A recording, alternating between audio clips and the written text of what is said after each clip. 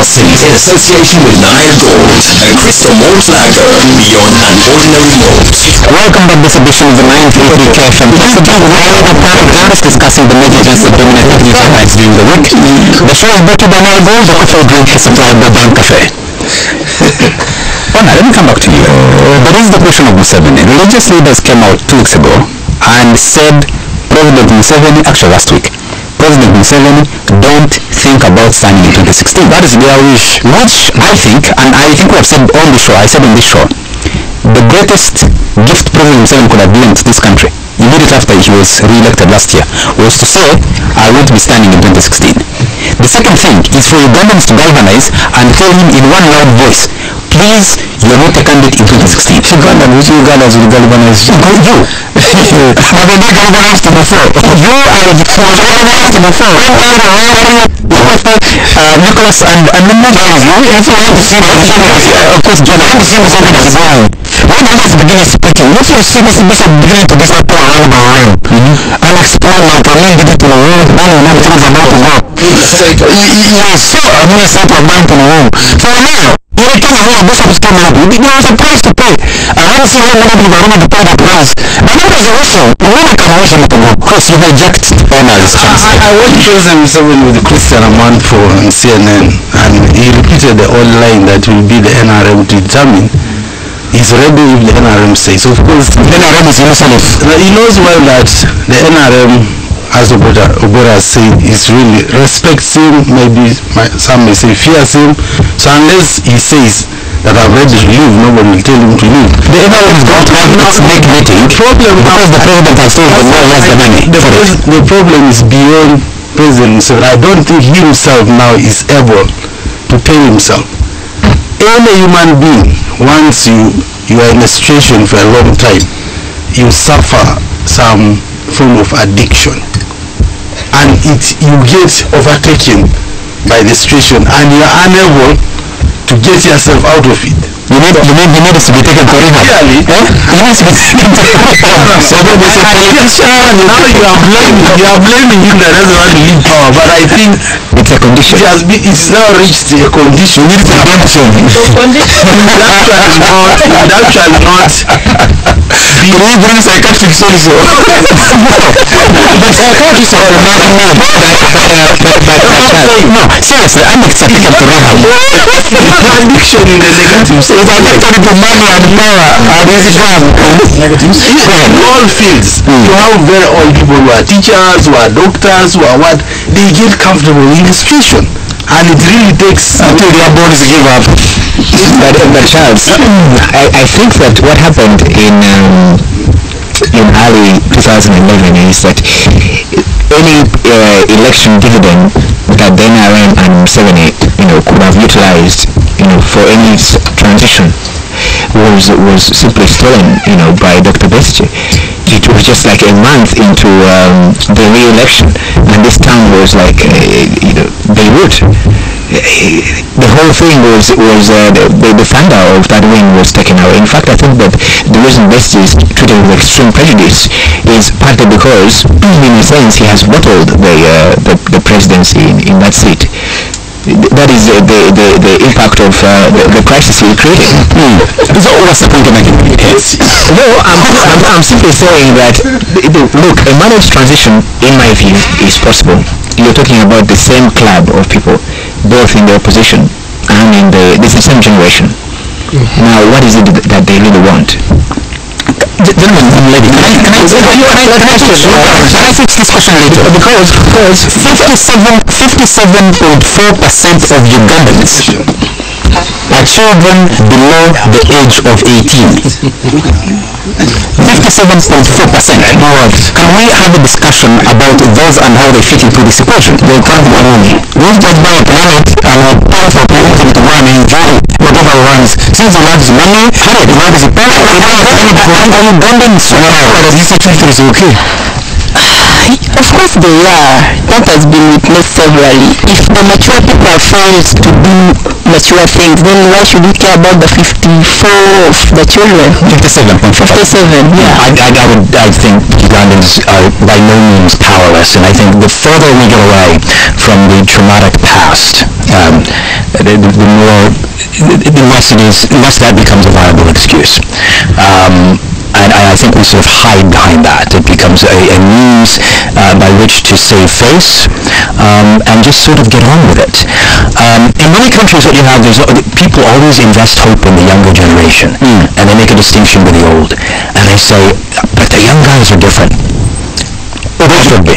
They should be, but often they say they are.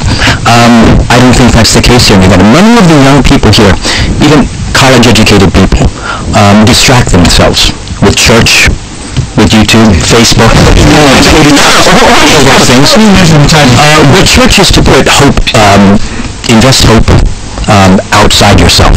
Okay? Not to really find it in the community, is to basically invest in escape. So church is one thing. As I said, the internet is another thing. But I'm surprised by how many people and he's telling you he's listening to it. No, I'm it's blasphemy. I'm surprised by how many young people in this country, considering the mess we're in, say they have absolutely no interest in politics.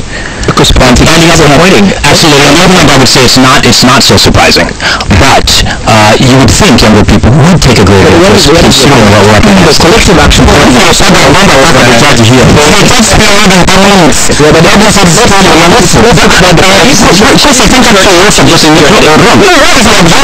This country's young people are going into this Pentecostal church. What did he say?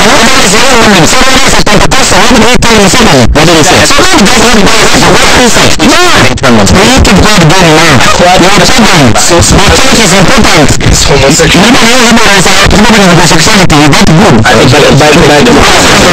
don't say the church has been in politics. Politics is very much about identity. People talk about young people as if they are a cogent and coherent force. It's a homogeneous thing, which is not. They are not homogeneous. And by the way, they have not really been mobilized. They have not been mobilized as young people, as youth. They really, it's an abstraction. They were in 2009. Whose responsibility is what President Sene did actually was entertain them, and that works for young people. Just go out today in Kampala, you'll see where they express themselves. What are the excuses for the inaction of younger people? That has to be inspired by something. But I think what you find in other countries is young people inspiring themselves. They reach a certain age, and they decide, we're going to go for this. John, my answer to that is very simple. If you look at the trajectory, where you have got fault lines is where, just in the case of Tunisia and Egypt, just those two countries, you have got tons of people living in cities, and then the so-called urban disenfranchised youth becomes an identity that is communicable. We have tons of people living in this city right here. Seen here, when this chaos started, in fact, there in Kalere, Charles and I were on a show, and I told him about 2 years ago, look at what has happened. Those guys confronting the police with stones. The urban youth in this city are an identity that Nicholas can relate to. They speak the Luganda, which is the lingua franca really of the down and trodden. We believe many of them are not Baganda, and they live around the city. And in fact, if you consider that 60% of the GDP is produced here, that's why the police is battling this problem of regime change right here in the city. The point is, there is critical mass here, and I don't really think there is a legitimate excuse for the younger people in this country, considering the mess we're up against, to be as detached as they are. The young people in this country have seen revolutions. Have they? Haven't they? That's the thing. Probably get away from the less of an excuse they have. You talk, but don't belong to the church. People have stones. Young people have participated and nothing has changed. Please do not assume that they do nothing. We're making excuses for the young people in the country. But this discussion, in spite of all the limitations, hold it, Chris, about whether term limits can succeed or not succeed, comes against a background. President Museveni has been around for the last 26 years. He's not growing younger. He's been telling his people that he's not even growing stronger. He's growing weaker. So his invisibility, which happened 6 years ago, no longer exists. Secondly, you have an opinion poll that says 74% think the country is going in the wrong direction. You just came out of an election which, as Angelo said, it its credibility was taken away by the walk to work protest that followed immediately. So there is a context in which you're having this discussion. Where does that put the majority of this country, who are actually young people, and as John said, are surviving on destruction? They're either in church, or eating in trauma, or in clubs. Where do they fit in this equation? Why do you bring this flexibility in the church? First of all, I wonder what Chris would be if he was the president of Uganda, because we're not allowing other people to talk. Nicholas, you have an issue. Nicholas, you are debating an issue of the church. Go ahead, Nicholas. I've almost forgotten what you asked me, but let me give you an answer. What I was thinking. That sounds very Ugandan. It's my turn to speak. No, it doesn't matter what you ask me, but I have an answer. No. See, these young people you're talking about, like I had a discussion this week with my brother Tim. If you look at them, what they are thinking about at the moment and what makes them almost irrelevant in the situation are the things that they have control over, or that they think they have control over. And these are things like sports betting, going out with changing girlfriends, making and because you see that's one of the major challenges now that we in the media have, our newspapers and our radio. You bring today we have Mr. Bore from I don't know why we are going to discuss the policy on population. Because people don't have a control over, they feel that is alien to us. But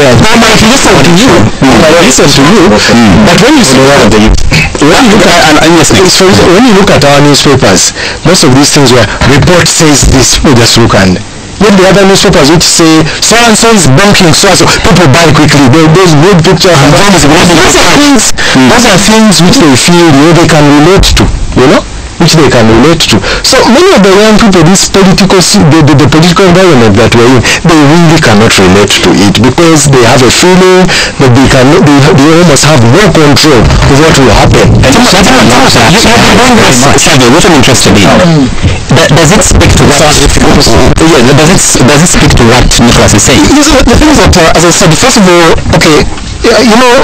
there's this tendency for us to think, maybe it's born of the media or academia, there's almost a feeling of the hierarchy of public needs.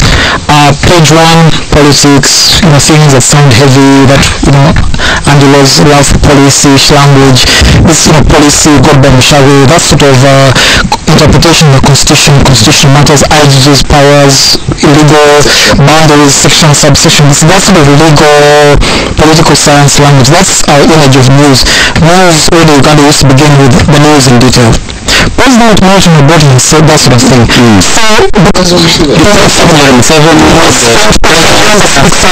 the politics is the national news, the biggest event. We just say we discuss the biggest event. So who told you tabloid is the biggest event of the week? It's just our media assumption. So because of that, I began feeling as if, as you've heard me many times on this show, this is people just spend time in trivia. But when I do that Google Checks survey, I discovered actually, although people are not that interested in politics, they're also not as much interested in, Chris Brown or Rihanna. Okay, Rihanna is the Kim Kardashian, Rihanna. But basically, it's just about jokes and playfulness. There's no interest in politics, and there's not much interest in the lighter side of life. The heaviest part of such is like about 85% is economic related. So in other words, people can't just look at now, listeners are they unable to link their economic situation with the politics.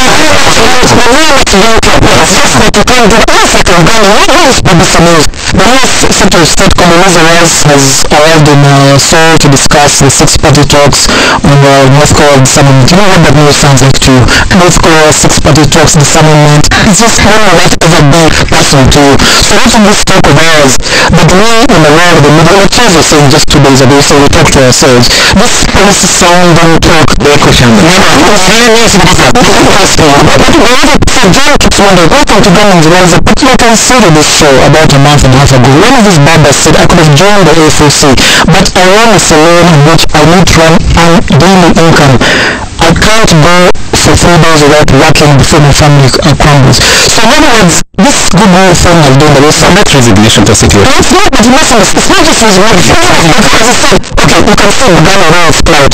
About over 20 young people who are known as, okay, who are arrested. I'm sorry, Tim, we need to cut you there because we need to take the break and then come back. It's live, it's hot,